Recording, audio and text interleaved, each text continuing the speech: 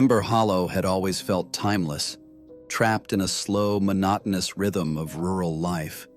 Surrounded by dark, towering evergreen forests, the town was a speck of civilization among the wilderness. The townsfolk of Ember Hollow led quiet lives, bound together by shared secrets, though none dared to speak them aloud. It was a place where the weight of history lingered in the air like a silent fog, heavy and omnipresent. For Evelyn Marks, it had been a refuge from her past. After the devastating death of her husband in a fire that consumed her life, she sought solace in routine, running her small antique shop as a distraction from her grief. But that fragile peace shattered when a mysterious crate arrived at her doorstep. The crate was old and battered, its wood splintered and worn, wrapped tightly in chains. It bore no return address, only the name of an estate executor from a nearby city and a cryptic letter. The letter, written in spidery handwriting, claimed that the crate's contents were meant for her. A gift, though she had no recollection of ever agreeing to accept anything. Intrigued by the mystery, Evelyn pried open the crate. Inside, nestled among straw and dust, was an antique clock, unlike anything she had ever seen. It was tall, nearly 6 feet, and carved from blackened wood. Its surface was adorned with intricate designs, swirling flames, smoky tendrils, and figures writhing in torment. The hands were forged from iron, charred and warped as though they had passed through fire themselves. The clock face, set behind cracked glass, pulsed with a faint, ember-like glow, as though something smoldered deep within its mechanism. It didn't tick like a normal clock. Instead, it emitted a low hum, a rhythmic pulse that seemed to vibrate through the floor, through her very bones. Evelyn felt a deep, unnatural pull to the clock, a compulsion to keep it near, despite the dread that crawled under her skin. She placed it in the corner of her shop, intending to research its origins. She couldn't explain why she didn't just refuse it or leave it outside. Perhaps it was grief, a desire for distraction, anything to keep her mind from spiraling back into that dark place. But deep down, she felt that the clock wasn't just an antique. It had purpose. It had intent. That night, as the clock struck midnight, a fire broke out at the old abandoned mill on the outskirts of town. The blaze consumed the structure with terrifying speed, far faster than any natural fire could. By the time the firefighters arrived, there was nothing left but ash, twisted metal, and strange, frost-like scorch marks that defied explanation. Survivors who lived nearby claimed they had heard something. Whispers carried on the wind, like voices in the smoke, calling their names. The next morning, Evelyn's heart skipped when she noticed the clock had reset itself. The hands, now still, pointed to an ominous countdown, 24 hours, ticking down toward midnight. The glow behind the cracked face had intensified, and the hum seemed louder, more insistent. A terrible realization crept into her mind. The fire and the clock were connected. It was no coincidence. Each midnight brought a new blaze. Random at first, or so it seemed. A farmhouse on the edge of town went up in flames the following night, then a diner near the town square. But the fires weren't normal. Witnesses reported strange phenomena, flames that burned with icy cold tendrils of frost, leaving behind patterns of blackened snow, as though the fires themselves were freezing reality. Survivors of the fires spoke of figures within the flames, silhouettes that danced and whispered, their voices haunting, like the wails of the damned.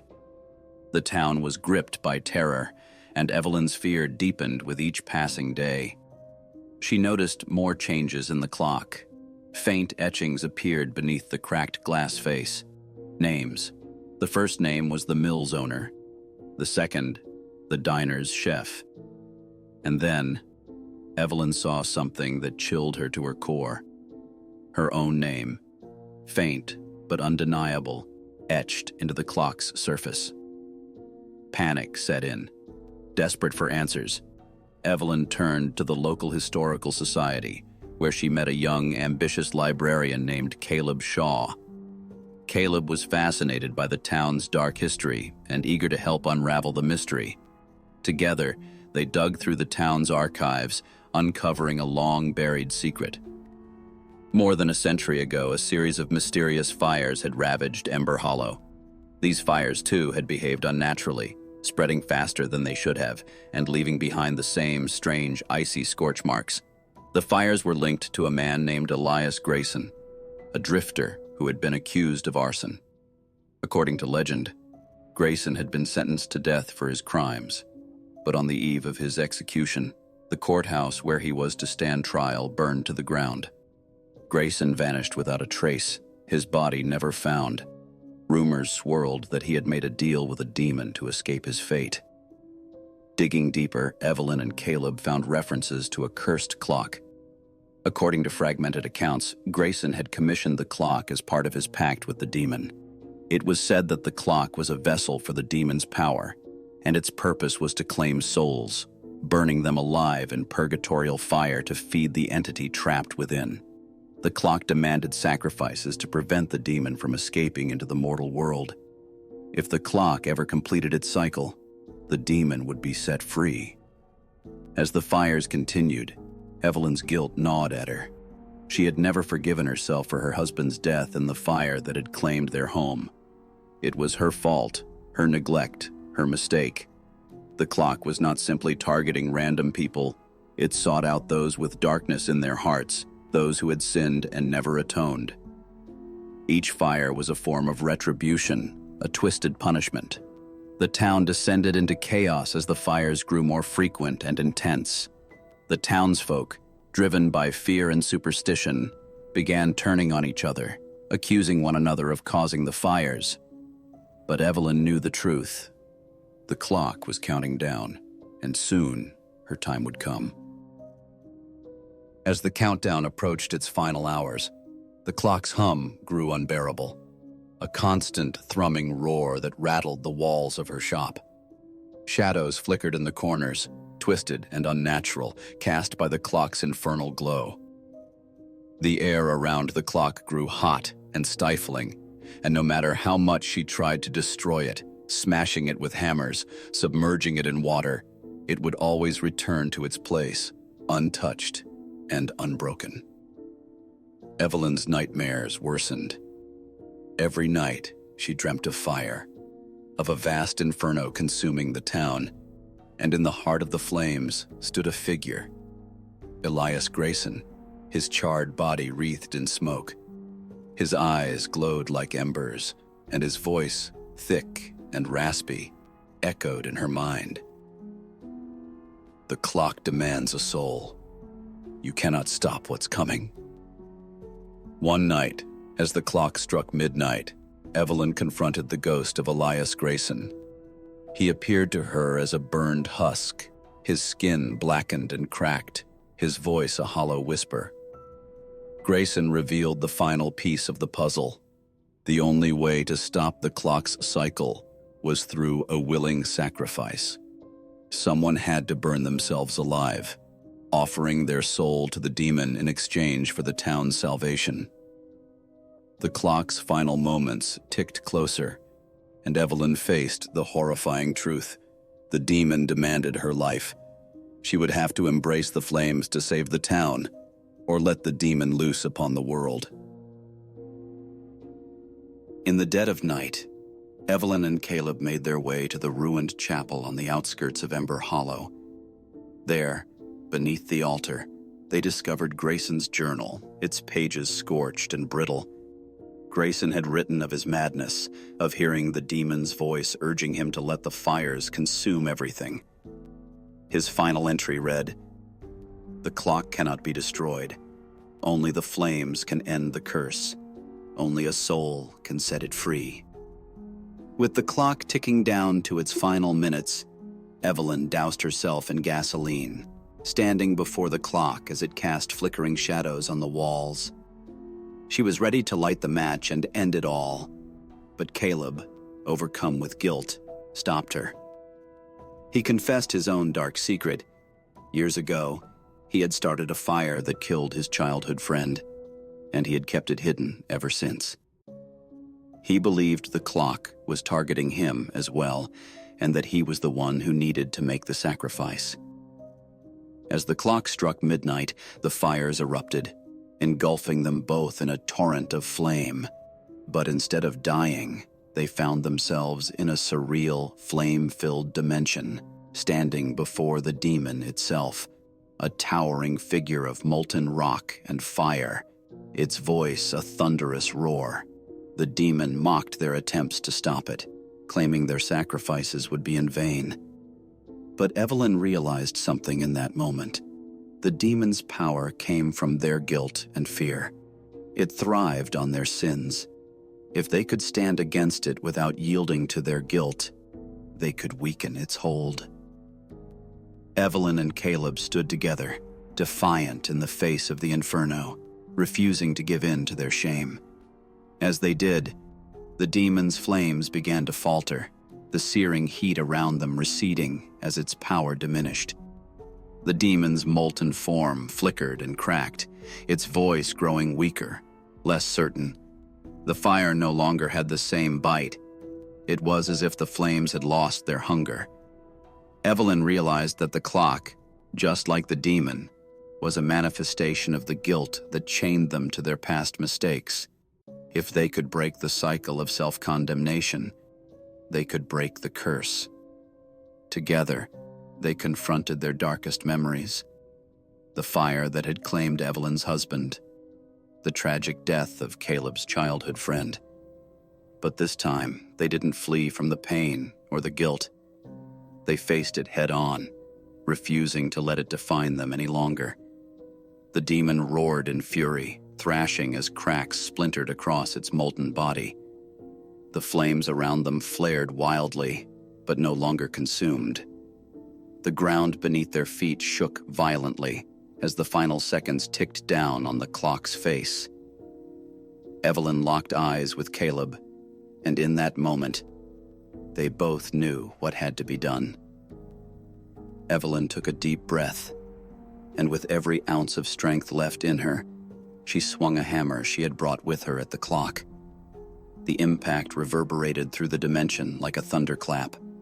The clock's face shattered into 1,000 glowing shards, each piece emitting a final, fading pulse of ember-like light.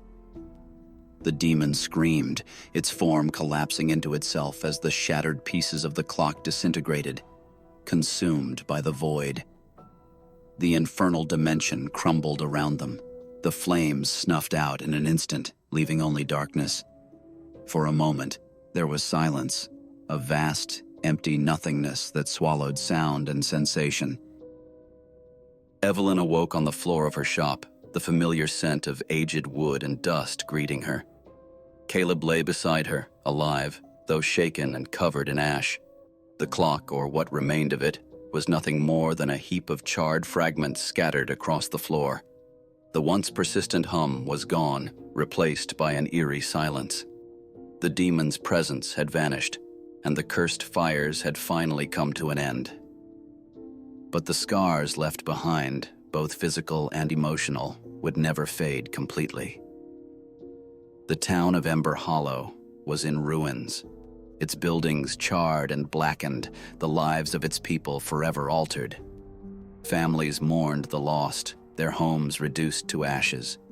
The fires had taken so much from them, and while the flames had stopped, the shadow of grief lingered in every street, every whispered conversation. In the weeks that followed, Evelyn and Caleb found themselves at the center of the town's slow, painful recovery. Though most of the townspeople would never know the true extent of what had happened, rumors of the mysterious fires and the strange clock spread like wildfire. Evelyn's shop, now almost a relic of its own, became a place of fascination and quiet reverence. People whispered of the widow who had saved the town, the librarian who had defied the flames. But Evelyn couldn't shake the feeling that their victory wasn't complete. One day, as she swept the floor of her shop, she saw it, lying innocently among the debris, almost as though it had been waiting for her to find it. A single shard of the clock's glass face, no larger than a coin, faintly glowing with the same ember-like light that had once illuminated the cursed timepiece. She bent down, picking it up, her heart sinking. The shard hummed softly, the same insistent pulse she had come to dread. Though the clock had been destroyed, its influence wasn't gone. It lingered, dormant, but waiting. The demon's curse had not been fully broken, merely delayed. The clock, or perhaps something else, would one day return, seeking new souls to claim, new fires to ignite. Evelyn knew in her heart that she would have to be ready when that time came. Years passed, and the town of Ember Hollow slowly rebuilt itself. New houses replaced those that had been lost, though the blackened remains of the old mill stood untouched, a silent monument to the horrors that had once ravaged the town. Life returned to its familiar rhythm, but the scars remained, etched into the landscape, into the hearts of those who had survived. Evelyn and Caleb stayed in Ember Hollow, bound by their shared trauma and the strange bond they had forged in the face of death. Their names became a part of the town's legend, their story whispered around campfires and passed down from generation to generation. But even as the tale of the cursed clock faded into myth, Evelyn knew the truth. Late at night, when the town was quiet and the wind howled through the trees, she could hear it, a faint hum, just at the edge of her perception. She kept the shard of the clock hidden away, locked in a drawer she rarely opened. But sometimes, in the dark hours before dawn, she would sit by the window, watching the shadows dance, and feel the weight of the shard's presence. It pulsed, faint but insistent, like the heartbeat of something that was waiting. Somewhere, far beyond the realm of the living, the demon stirred. It had tasted the fear and guilt of human souls, and it was patient. One day, it would find another way through.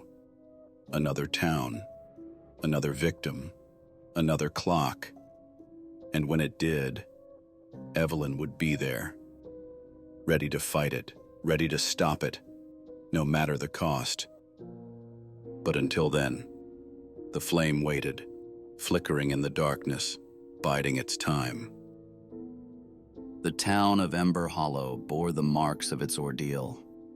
Charred ruins dotted the landscape, a grim reminder of the infernal chaos that had unfolded. Yet, amidst the destruction, there was a sense of rebirth.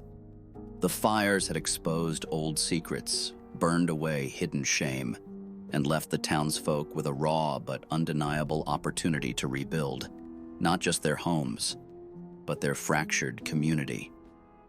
Evelyn and Caleb became quiet heroes in the aftermath, though neither sought recognition. The antique shop remained open, its shelves filled with curiosities that now seemed far less ominous. Caleb returned to his work at the library, finding solace in the dusty archives and the stories of those who came before. Both carried their scars, but they also carried hope, a fragile, flickering light that had emerged from the darkness. As weeks turned into months, Ember Hollow began to heal.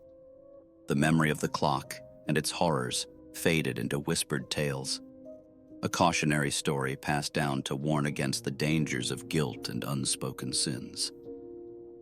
One evening, as Evelyn locked up her shop, she paused at the threshold.